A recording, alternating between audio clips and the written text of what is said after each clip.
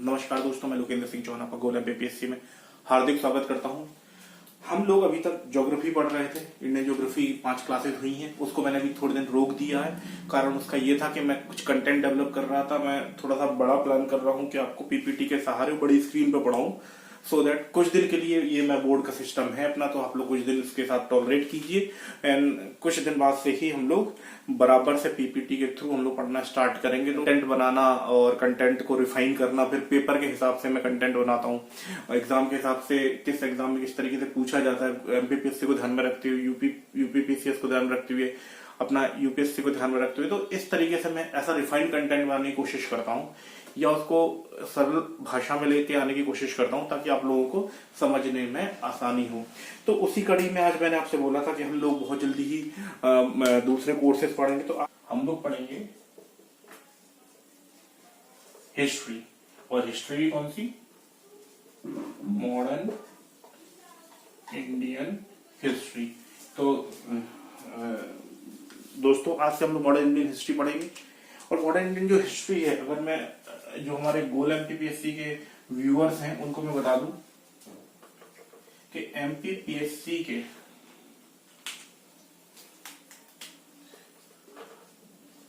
Prelims के paper 1 में आप देख लीजिएगा, हिस्ट्री मेंशन है, ठीक है। एमपीपीएससी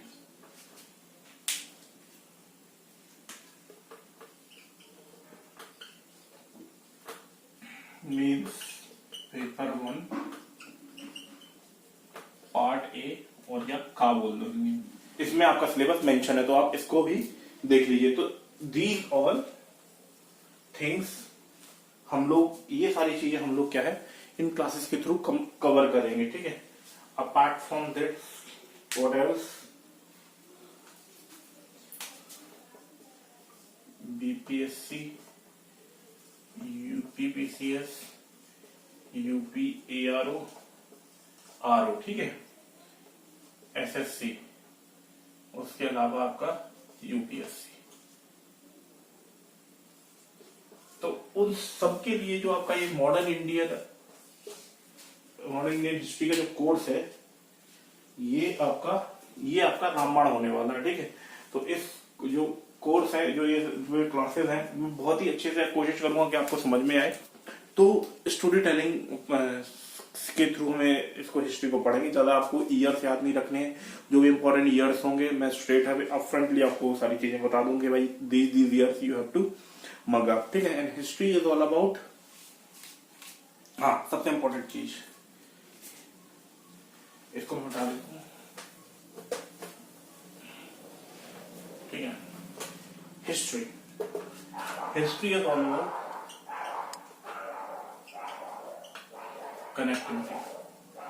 कनेक्टिविटी करते हैं तो कॉन्सेप्ट बनेगा, ठीक है। कॉन्सेप्ट बनेगा तो आपका कंसोलिडेशन, यानी ऑल इन ऑल आपको 3C फॉलो करने हैं, ठीक है। हिस्ट्री में मैं कोशिश करूंगा कि आपको वर्ल्ड हिस्ट्री, मतलब फ्रॉम डे 1 में आपको वर्ल्ड हिस्ट्री के थ्रू ही कनेक्ट करके बताऊंगा ताकि आपकी एक अंडरस्टैंडिंग डेवलप हो सके। बिकॉज क्या होता है कि जब आपकी एक अंडरस्टैंडिंग डेवलप होती है, सो दैट आपको चीजें याद करने की जरूरत नहीं होती, ग्रेजुअली ही, और वो चीजें आपको स्वतः ही वो चीजें याद हो जाती हैं। तो इस अप्रोच के थ्रू हम लोग पढ़ेंगे, ठीक है।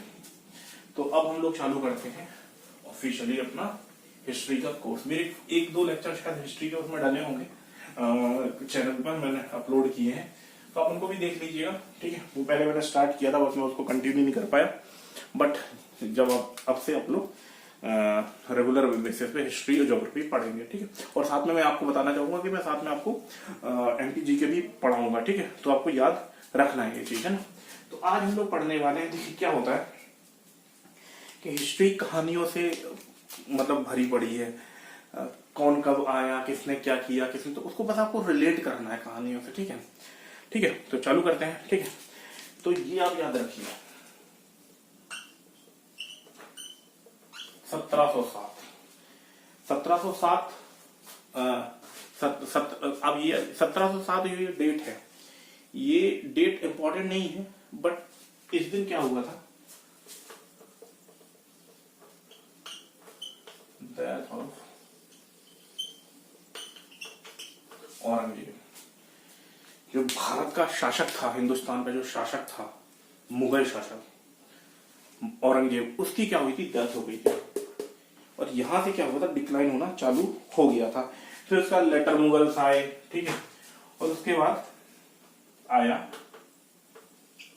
मोहम्मद शाह रंगीला। मुगलों की हिस्ट्री में आपको बताऊंगा कैसे कैसे इनका राइज हुआ, कैसे पतन हुआ, किस तरीके से इन लोगों ने क्या क्या शासन किया, इनके बीच में क्या क्या इन्होंने आर्टिफैक्ट्स या जो भी आर्किटेक्चर बनवाए या क्या क्या इनके बीच में आर्किटेक्चर वगैरह डेवलप हुए, सारी चीजें हम लोग क्या है मुगल्स के बारे में पढ़ेंगे। बट अभी आपको समझना है, थोड़ा सा आपको रास्ता बनाते हुए इस चीजों को समझना है, ठीक है।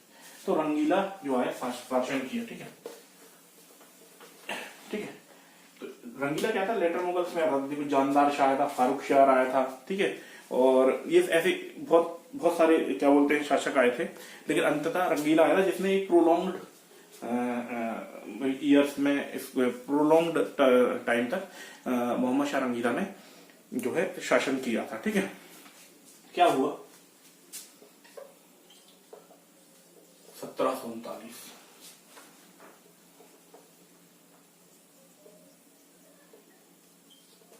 Battle of Karnal.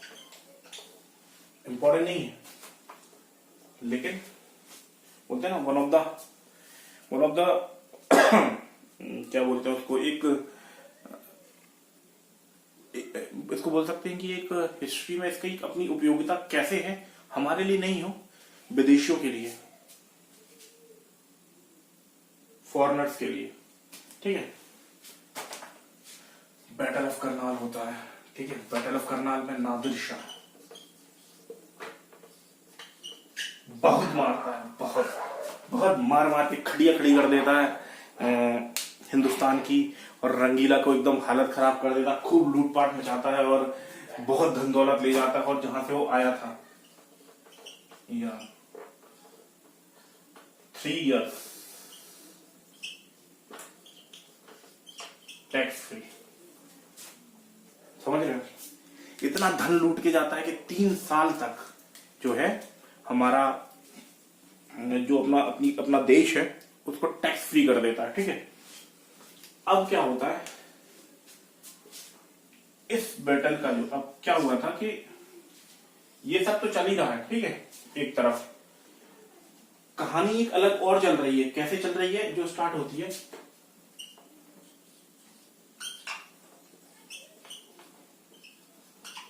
पुनर्जागरण, रेनेसांस इसको बोलते हैं, पुनर्जागरण, ठीक है। क्या हुआ था?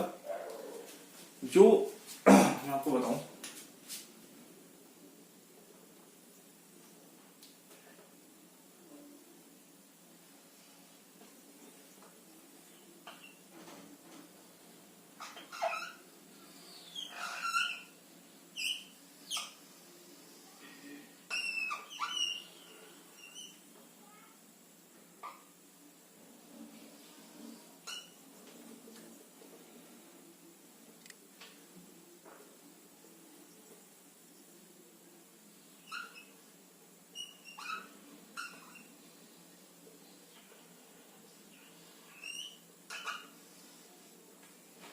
इंडिया, ठीक है।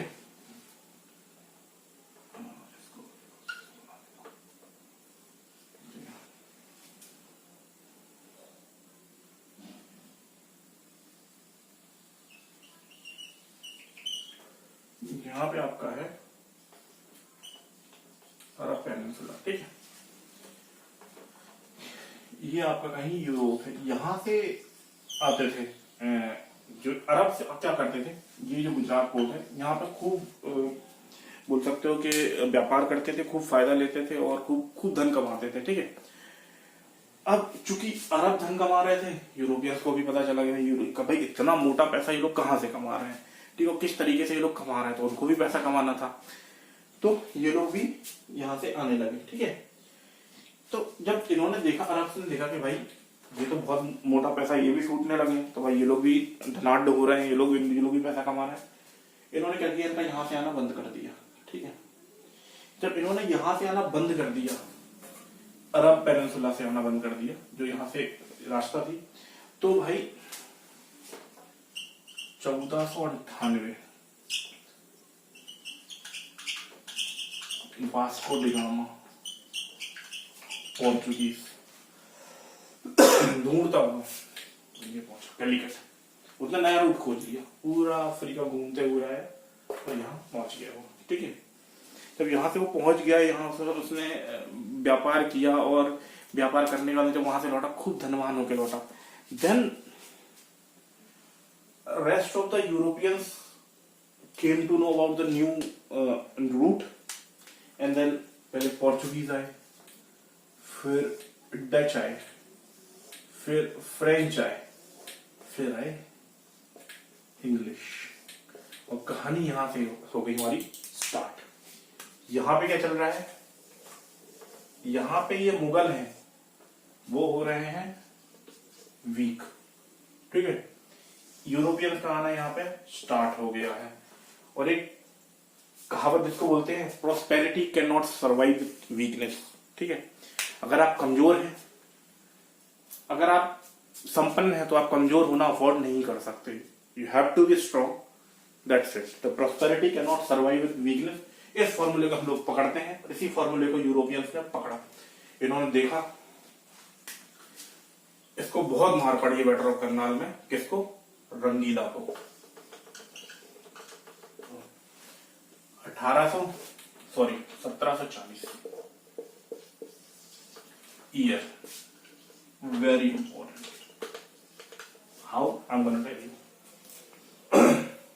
1740 क्या हुआ, अब देखिए यहां पे मैंने आपको बताया, पोर्चुगीज आए, डच आए, फ्रेंच आए, इंग्लिश आए। ठीक है, पोर्चुगीज गॉट मैरिड विद, उनके क्या मैट्रिमोनियल अलायंस हो गया इंग्लिश के साथ में। मुंबई क्या हुआ, दहेज में पोर्चुगीज ने दे दिया। ठीक है, जो हमारे डच थे, नीदरलैंड वाले, हॉलैंड वाले, ये चले गए जावा सुंडा आइलैंड। उन्होंने बोला कि भैया, उन्होंने ये बोला कि भाई हम यहाँ कमाने आए हैं पैसा, हमको करना है व्यापार, हमको नहीं पड़ना है तुमसे लड़ाई झगड़े के चक्कर में। तो ये लोग चले गए जावा सुंडा आइलैंड यहाँ पे। ठीक है, यहाँ पे लोग मसाले का व्यापार करने लगे। बचे कौन, फ्रेंच और इंग्लिश। तो मेन कहानी है अब फ्रेंच और इंग्लिश की। ठीक है, तो अब आई होप कि आपको समझ में आ रहा होगा। ठीक है,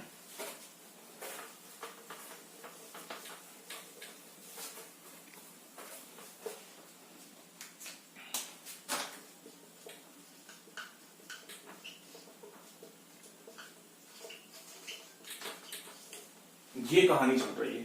ठीक है, फाइनल किसके बीच में होना है भाई, क्योंकि जो लोकल राजा है, जो हमारे हिंदुस्तान का जो शासक है, वो तो कमजोर हो चुका है। अब जो बाहर के आक्रांता हैं, जो बाहर से लोग आए हैं, चाहे यूरोपियंस हो या फिर प्रीवियस टाइम में जो मंगोल्स आए थे, टर्क्स आए थे, ये या अफगान आए थे, उन्होंने फायदा किस चीज का, उन्होंने फायदा इस चीज का उठाया कि जो हमारा लोकल, जो हमारा राजा है, वो कमजोर हुआ है। तो फिर क्या बोलते हैं, इन लोगों ने अपने आप को मजबूत किया है। तो फ्रेंच, इसको बोल सकते हैं फ्रेंच इंग्लिश वॉर बैटल, और इसको एंग्लो फ्रेंच भी बोलते हैं।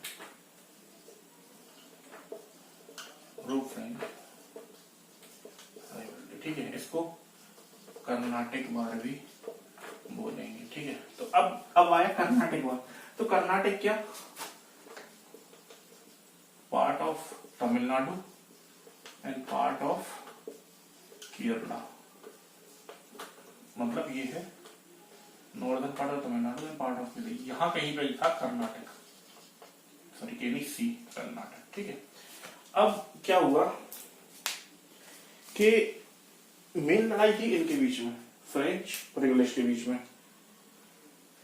तो फ्रेंच, इंग्लैंड ने क्या किया, इंग्लिश ने बेसिकली इनके बीच में 3 वॉर हुए, 1 2 3। ठीक है, 3 वॉर हुए, और इसके बाद ही सत्ता जो है स्थापित हो जाएगी कि भाई किसको फाइनली इंडिया पे शासन करना है, या किसको फाइनली इंडिया पे शासन करने का एक तरीके से बोल सकते हैं ज्यादा मतलब ज्यादा क्योंकि सर्वाइवल ऑफ द फिटेस्ट का गेम होगा यहाँ पे, और जब सर्वाइवल ऑफ द फिटेस्ट का गेम होगा तो एट लास्ट वही लोग क्या बोलते हैं शासन करेंगे और वही लोग पैसा कमाएंगे। तो कुल मिला के ये होगा यहाँ पे। तो अब क्या होगा कि यहाँ पे देखते हैं, तो बेसिकली अब हम लोग पढ़ रहे हैं यहाँ से, मतलब जो हमारा ऑफिशियली हो रहा है कर्नाटक वॉर, जो 1740 से 1764 तक चला। ठीक है, इसमें 3 वॉर होंगे, first war, first, second and third. ठीक है, इसमें 3 वॉर होंगे। अब पहले वॉर में क्या होगा, अब देखते हैं क्या होता है। इंग्लिश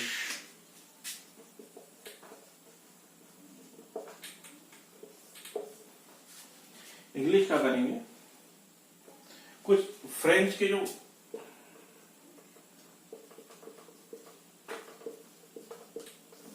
फ्रेंच शिप पे क्या करेंगे, कब्जा। ठीक है, तो फ्रेंच शिप पे कब्जा कर लेंगे, तो फिर मॉरिशस से इनका होगा ड्यूप्लेक्स, एक गवर्नर, उसको बुलाया जाएगा, ये आएगा यहाँ। ठीक है, जब ये यहाँ आएगा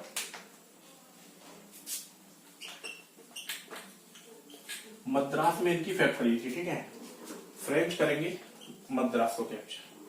ठीक है, तो जब ये दोनों लड़ रहे थे, ठीक है, तो ये लड़ रहे थे कर्नाटक में। कर्नाटक का जो शासक था वो था अनवरुद्दीन। ठीक है, अनवरुद्दीन ने इन दोनों से बोला कि भैया ऐसा है, तुम लोग लड़ रहे हो, लड़ो, लेकिन हमारे राज्य में मत लड़ो। ठीक है, हमारे राज्य में मत लड़ो, हमारे राज्य की जो शांति वो बनी रहने दो। ठीक है, इसने ये बोला। तो ड्यूप्लेक्स किया, जो फ्रेंच गवर्नर था, बोलता साहब हम तो यहाँ के हैं भी नहीं, तो हम जो लड़ रहे हैं वो आपके लिए लड़ रहे हैं। हम अगर मद्रास जीत जाते हैं इनसे तो आपको मद्रास हम दे देंगे। ठीक है, इसने इसको बेसिकली लालच दे दिया, और लालच जो है बहुत बुरी बला है, हमको पता है। तो फ्रेंच गवर्नर ड्यूप्लेक्स ने बोला कि साहब हमको इनसे लड़ने दो, हम ये कैप्चर करेंगे और आपको दे देंगे। ठीक है, तो लड़ाई भी, मद्रास कैप्चर कर लिया, मद्रास कैप्चर। अच्छा, अब एक कहानी और है, फ्रेंच की और इंग्लिश की लड़ाई क्यों हो रही थी। ठीक है, फ्रेंच और इंग्लिश की लड़ाई इसलिए हो रही थी, तुमने देखा, आप लोगों ने देखा होगा कि इंडिया पाकिस्तान की अगर कहीं लड़ाई होती है तो फिर अगर मतलब बॉर्डर पर लड़ाई होती है तो जहां पे भी वो लोग होते हैं, मतलब दुनिया किसी कोने में, वो भारत के खिलाफ अपना एक प्रोपेगेंडा चलाने लगते हैं। वहां के लोग चलाते हैं कि नहीं चलाते, आपने सुना होगा कई जगह। तो इसी तरीके से इनकी जो है यूरोप में क्या हो रहा था, इटली को लेके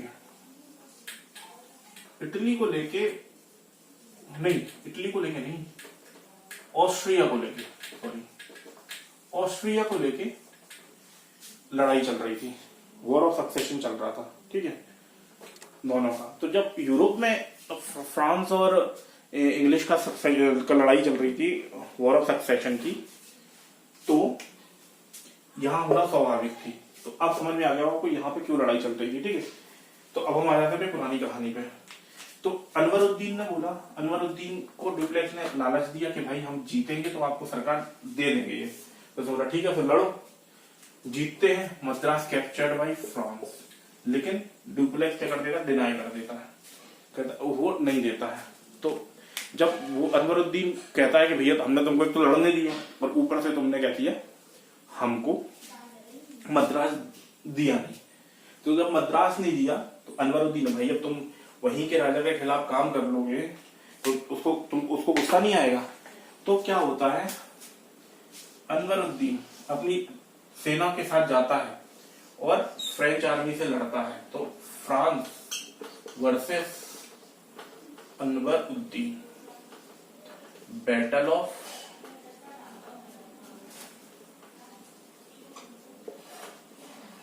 सैंथोम नहीं है, battle of Santhome French versus Anwaruddin, जिसमें ड्यूप्लेक्स रहता है, ड्यूप्लेक्स, और इसमें इसकी हो जाती है हार।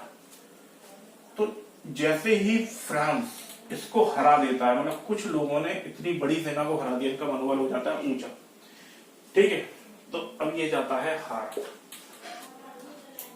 इसी बीच में उनके बीच में हो जाती है यूरोप, बैटल ऑफ सैंथोम याद रखना आपको, ठीक है क्या था। अब और यूरोप और ऑस्ट्रिया, नहीं यूरोप में ऑस्ट्रेलिया का जो सक्सेशन वॉर था वो हो जाता है खत्म, और होती है ट्रीटी ऑफ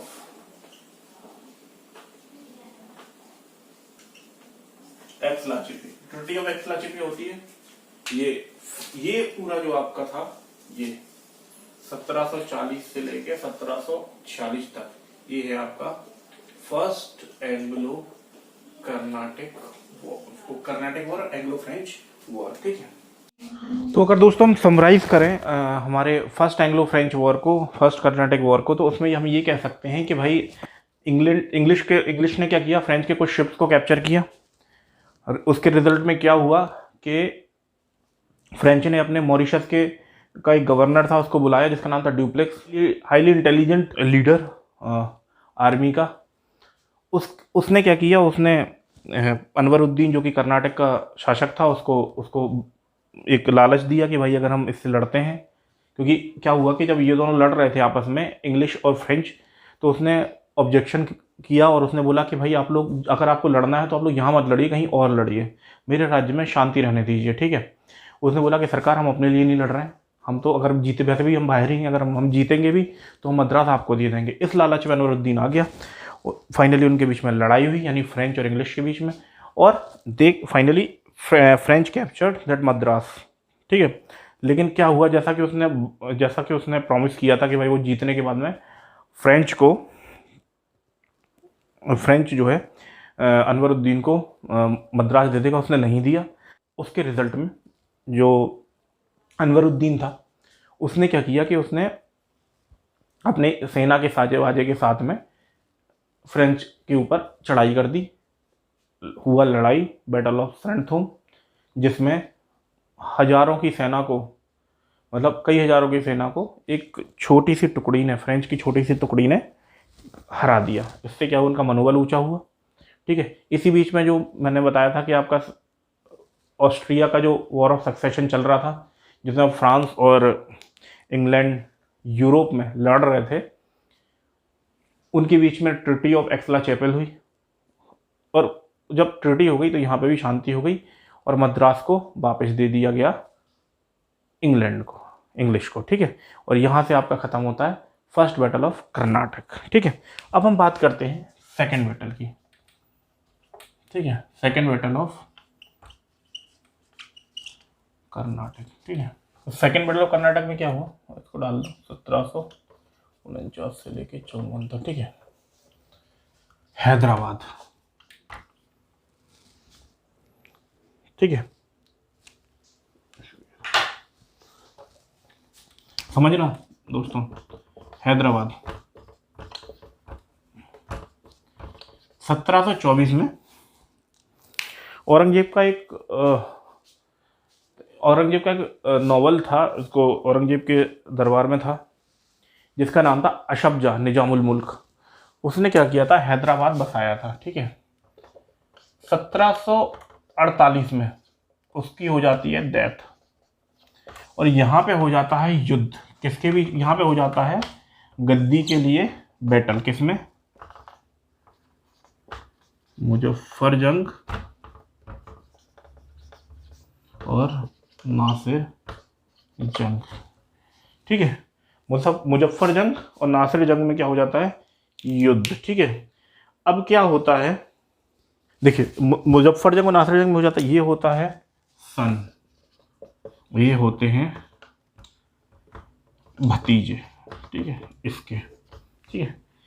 मुजफ्फर जंग, अब क्या होता है, ड्यूप्लेक्स एक बैटल जीत चुका था, तो शेर के मुंह में लग चुका था खून, और भाई क्या होता है, राजा मत बनो, लेकिन बनो किंग मेकर, आप राजा बनाओ, तो राजा तो आपके ऊपर, राजा के ऊपर मतलब राज तो आप वैसे ही करेंगे। तो उसको समझ में आ गया ये फॉर्मूला डुप्ले को कि भाई मैं क्या करूँगा कि इनको पपेट राजा बना दूंगा और उसके थ्रू मैं करूँगा राज। ठीक है, तो फ्रेंच ने क्या किया, आप समझिए इसको, कहानी समझिए। फ्रेंच ने क्या किया, इसको सेकंड किया, मतलब इसको हैदराबाद के लिए, ठीक है, और अनवरुद्दीन जिसको हराया था बैटल ऑफ सेंट थॉम में, उस वहां पे उसके लिए किया कर्नाटक के लिए चंदा साहिब। ठीक है, अब कर्नाटक की जो राजधानी थी वो थी आराकोट। ठीक है, क्या किया इन्होंने, चंदा साहिब, मुजफ्फरजंग और फ्रेंच में भी ड्यूपली, इन तीनों ने अलायंस बना के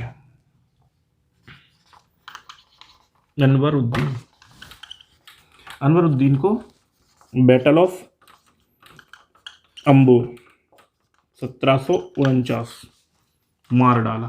ठीक है, जब इसको मार डाला तो चंदा साहब को मिल गई गद्दी कहाँ की। जब इसको मार डाला तो जो इसका सन था अनवरुद्दीन का, मोहम्मद अली, वो भाग गया त्रिचुरापल्ली। ठीक है, अब इसको बना दिया कहाँ का शासक, कर्नाटक का। ठीक है, और जो ये था मुजफ्फरजंग, इसको बना दिया कहाँ का शासक, हैदराबाद का। ये दोनों बहुत खुश, इसने नॉर्दर्न सरकार मतलब 4 डिस्ट्रिक्ट सीधा सीधा का रेवेन्यू सीधा सीधा फ्रेंच को दे दिया, और इसने भी खूब पैसे वैसे दिए। ठीक है, अब हुआ क्या, नसीर जंग, इसकी जो हेल्प करी वो करी इंग्लिश ने। ठीक है, इसको किया, इसको राजा घोषित कर दिया। ठीक है, अब क्या हुआ, एक आर्मी इन्होंने क्या करी, अब चूंकि ये सारे लोग चंदा साहब, फ्रेंच और मुजफ्फरजंग, ये चंदा साहब जो था ये था त्रिचुरापल्ली, इन्होंने क्या किया ना, इसको घेरा मोहम्मद अली को त्रिचुरापल्ली में। मतलब उसी बीच में इंग्लैंड ने एक टुकड़ी तो भेज दी आराकोट। ठीक है, ये लोग सब त्रिचुरापल्ली में बैठे हुए थे, तो आराकोट एक तो इंग्लिश ने क्या किया, एक टुकड़ी तो भेजी त्रिचुरापल्ली और एक टुकड़ी भेज दी आराकोट। अब जब आपको पता हो कि आप कहीं बाहर हैं, ठीक है, आप बाहर हैं, आप इंदौर में बैठे हैं और आपका घर है भोपाल में। ठीक है, तो जब आपको पता चले कि भोपाल में आपके घर पे हमला हुआ है, तो आप भोपाल की तरफ भागेंगे।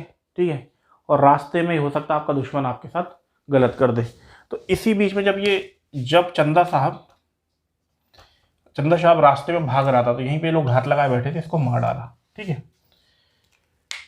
और इस तरीके से क्या हुआ, और 1752 में त्रिचुरापल्ली भी कैप्चर कर लिया। ठीक है, ये सब यहाँ पे हो गया है ना, यहाँ पे इसको मार डाला।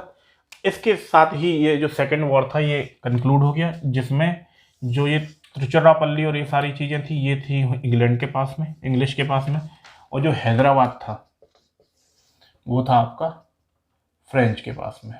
ठीक है, तो ये हो गया आपका सेकेंड वॉर ऑफ कर्नाटक और एंग्लो फ्रेंच की जो लड़ाई थी वो। अब हम बात करते हैं तीसरी की, थर्ड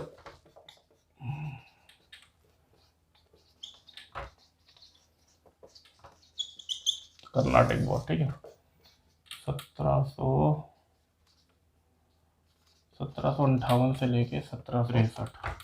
ठीक है, देखो अब क्या हुआ, जैसा मैंने आपको बताया कि यूरोप में लड़ाई चली रही थी, तो वहां चल रहा था 7 ईयर्स वॉर। ठीक है, उसका रिजल्ट हुआ थर्ड कर्नाटक वॉर। ठीक है, लेकिन अब क्या हुआ था, इसके पहले 1757 3 जून, हिस्टोरिकल घटना, बैटल ऑफ प्लासी हो चुका था। और बैटल ऑफ प्लासी में अंग्रेजों ने ये बंगाल का सिराजुद्दौला था उसको बहुत मारा था, मार के 3 लोगों की आर्मी थी। जब मैं बैटल ऑफ प्लासी पढ़ाऊंगा तो आपको बताऊंगा, कंबाइंड आर्मी को इंग्लिश ने हराया था। ठीक है, तो जब ऐसा होता है ना कि जब आप वर्ल्ड कप जीत के आ रहे हो ना, तो आप छोटी मोटी सीरीज को कंसीडर करते ही नहीं हो। तो they have already won the world cup, अब वो गए थे नॉर्मल मैच खेलने के लिए। उनका था जो पारा था, मतलब जो जो उनका आत्मविश्वास था बहुत हाई था, ठीक है। यहाँ पे गवर्नर था लेली, ठीक है, और इनका था कूट, ठीक है। अब देख लेते हैं, इनके बीच में हुआ युद्ध, ठीक है। इसको बोलते हैं बैटल ऑफ बैंडी वॉश, याद रखना है आपको, बैटल ऑफ बैंडी वॉश। पहला था बैटल ऑफ सेंट थॉम, ठीक है, बैटल ऑफ अंबर और बैटल ऑफ बैंडी वॉश, ठीक है। बैटल ऑफ बैंडी वॉश हुआ, रिजल्ट ये हुआ फ्रेंच हार गए, इंग्लिश जीत गए, ठीक है। ये हुए आपके 3 बैटल, ठीक है। क्योंकि वहाँ ऑस्ट्रिया वॉर ऑफ सक्सेशन खत्म हुआ, 7 ईयर्स वॉर ऑफ सक्सेशन खत्म हुआ, यहाँ पे ये 7 ईयर्स वॉर जब खत्म हो गया तो यहाँ पे ये बैटल भी खत्म हो गया और रिजल्ट हुआ कि ये जीत गए। और जब ये जीत गए तो इसमें ये हुआ कि भाई जो फ्रेंच हैं उन्होंने अपनी टेरिटरी हारी, और जो भी टेरिटरी इनके पास थी उसको फोर्टिफिकेशन नहीं कर सकते थे, और इंग्लिश ने अपनी इंडिया पे इकोनॉमिकली और पॉलिटिकली जो अपनी सत्ता थी उसकी तरफ अपना एक मजबूत कदम बढ़ा दिया। तो ये आपको ध्यान रखना है कि ये 3 बैटल आपको याद रखने हैं, ठीक है। जो तीनों बैटल थे ये battle of Saint Thome, battle of Ambur और बैटल ऑफ बैंडी वॉश, जो एंग्लो फ्रेंच की लड़ाई के बीच में आते हैं, प्लस इसको क्या बोलते हैं, कर्नाटक वॉर्स भी बोलते हैं। तो ये आपको याद रखना है। अगला सेशन जो है हम आगे इसकी कहानी को आगे समझेंगे, और बैटल ऑफ प्लासी और किस तरीके से जो इंग्लिश हैं वो धीरे धीरे अपने क्या बोलते हैं विजयी रथ को आगे बढ़ाते गए और किस तरीके से पूरे इंडिया को कैप्चर करते गए, उसकी कहानी को अब आगे समझेंगे, ठीक है। और ये समझना बहुत ज़रूरी है, और समझने से ही आप इसको लिख पाएंगे। आप अगर इसको याद करेंगे तो नहीं हो पाएगा, तो समझना बहुत ज़रूरी है, ठीक है। तो अब दोस्तों आगे की क्लास में हम लोग आगे की कहानी को समझेंगे, कोशिश करूंगा। देखिए लेक्चर ये बड़े रहने वाले हैं, कोई हिस्ट्री में ज़्यादा दिन तक नहीं खींचूंगा, 10-12 लेक्चर में आपको मॉडर्न इंडियन हिस्ट्री खत्म कर दूंगा, और कोशिश करूंगा कि मैं 2-2, 3-3 घंटे के हिस्ट्री के लेक्चर डालूँ। इसमें मैं सोच रहा हूँ कि मैं शायद आप लोग कान में हेडफोन लगाएं और बस आराम से सुनते सुनते सो जाएं, ठीक है। तो ये रहेगा। अगर आपको इसमें कुछ मॉडिफिकेशन चाहिए तो ये भी बता दीजिएगा, उस हिसाब से मैं मॉडिफाई भी क्लास कर दूंगा, ठीक है। और इसी तरीके से आगे पढ़ेंगे। अगर आपको ये मेरा प्रयास पसंद आया है तो वीडियो को लाइक करना ना भूलें, चैनल को सब्सक्राइब कीजिए, अपने दोस्तों के साथ शेयर कीजिए, अपना ध्यान रखिए, अपने घर वालों का ध्यान रखिए, घर से कम निकलिए और कोरोना को मजाक में मत लीजिए, है ना। It is a serious global concern. इस पेंडेमिक को आप सीरियसली लीजिए और ध्यान रखिए अपना और अपने घर वालों का। चलिए मिलते फिर किसी बढ़िया सी वीडियो में। टिल देन पढ़ते रहिए। धन्यवाद।